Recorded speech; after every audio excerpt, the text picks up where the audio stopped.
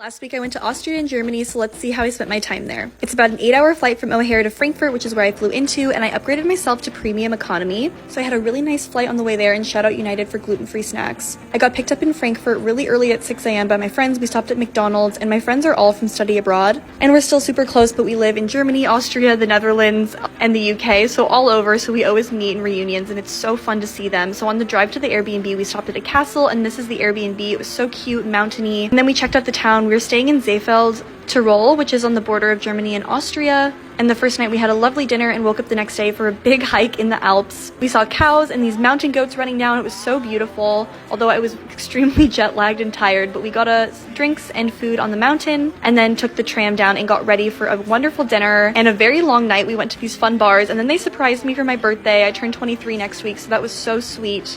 And we had a very long night again before going to Innsbruck the next day, which is about 30 minutes from where we were staying. So we had a little day trip there, dropped off one of our friends who had to leave early from the airport there. And we had drinks, checked out the town, got ice cream, came back and had a chill night, made some food. And the next day was pretty chill. We just decided to go to the lake. It was a beautiful day out. That's pretty much all we did. We came home, we made some curry for dinner, and got dressed up in lederhosens and dirndls for a little themed night. One of the guys came late, so we picked him up that night. And the next day, we went climbing. And this was one of the scariest freaking days of my life, guys. We climbed up just like a straight mountain, as you can see here. For about 3 hours, we crossed a waterfall. I had no clue what I was getting myself into here. Almost had a mental breakdown, but that's me over a waterfall. And we celebrated with dinner and more drinks that night. And the next day we took a Flixbus to Munich, which takes about 2 hours. We got breakfast at this place called Oh Baby, super cute. We explored Old Town, got beers, went to this old market, and then got dinner at like a Cali Mexican place, which is very interesting to have in Germany. And then we went to the river, which was really beautiful, and you can actually surf in the river. The current's so strong, so we watched the surfers, and then we also got some drinks at this little like tiki bar. It was really nice and relaxing because it was so hot out.